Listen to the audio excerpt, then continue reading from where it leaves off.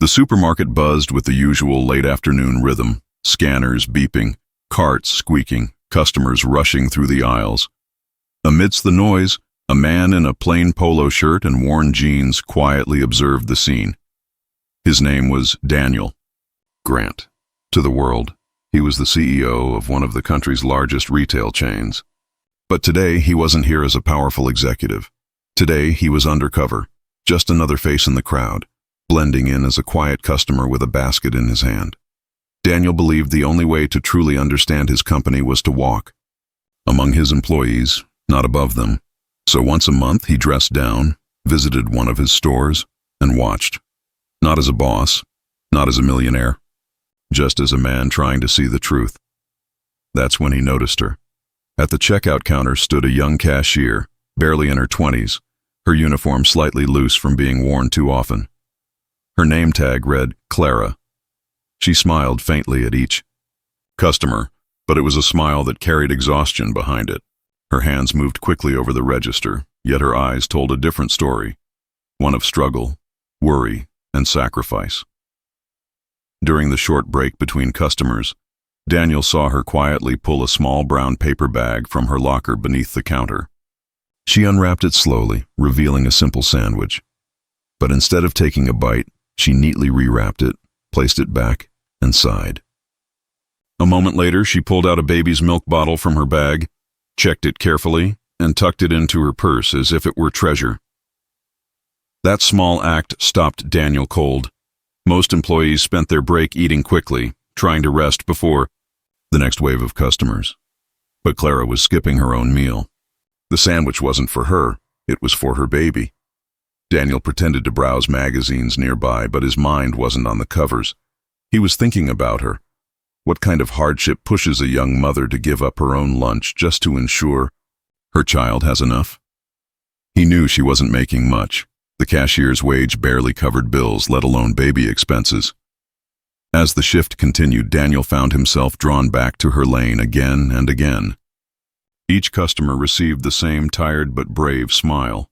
Some were kind, others impatient, but Clara never lost her composure. She was steady, resilient, quietly carrying a weight no one else could see. When her shift finally ended, Daniel followed at a distance, curiosity pulling him along. Outside the store, in the dim parking lot, Clara sat in an old dented car. The back seat held a small car seat where a baby cooed softly. Clara leaned in, whispering, "It's okay, sweetie. Mommy's here. I saved this for you." She reached into her bag, pulled out the sandwich, and gently fed small pieces to herself, only after ensuring her baby drank the milk. Daniel felt something stir deep within him. This wasn't just an employee. This was a young woman fighting battles that the world ignored.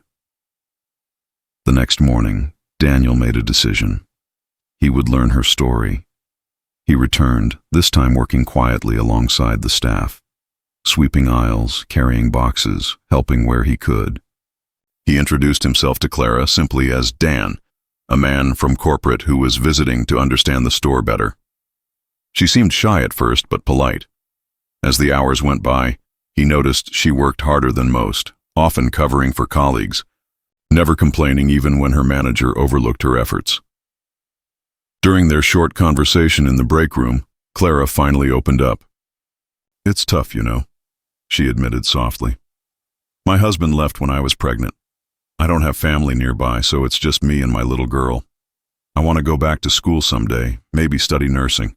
But right now, every dollar goes to diapers, formula, and keeping the lights on. So, lunch can wait.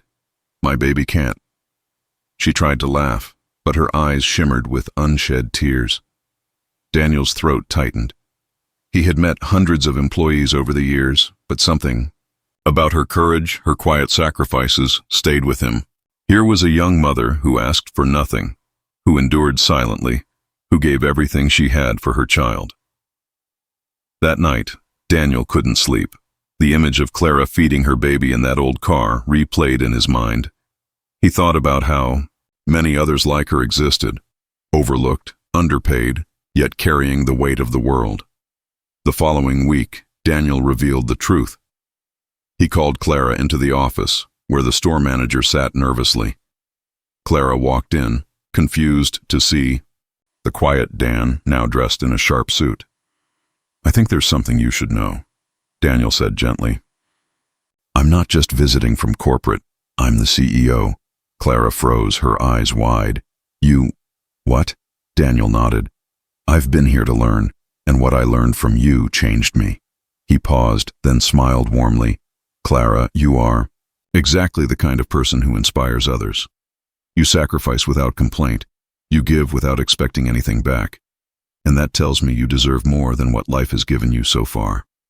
Tears welled in Clara's eyes as Daniel continued. "Starting today, you're being promoted to assistant manager. We're also covering childcare costs for your baby while you're at work. And because I believe in your dream of becoming a nurse, the company is awarding you a full scholarship for your studies. You will never have to choose between feeding your baby and feeding yourself again."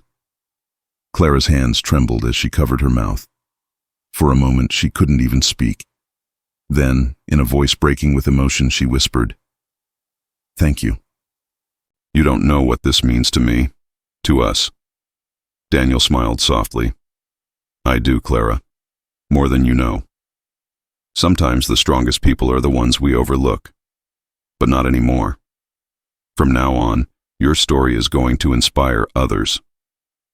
The news spread through the store like wildfire. Employees who once rushed past Clara began to see her differently, not just as a cashier, but as a woman whose courage had moved the CEO himself. Customers, too, began to notice. Her smile grew brighter, her shoulders lighter, and the little girl who once waited in a cold car seat now had the promise of a brighter future. But for Daniel, the lesson was just as important.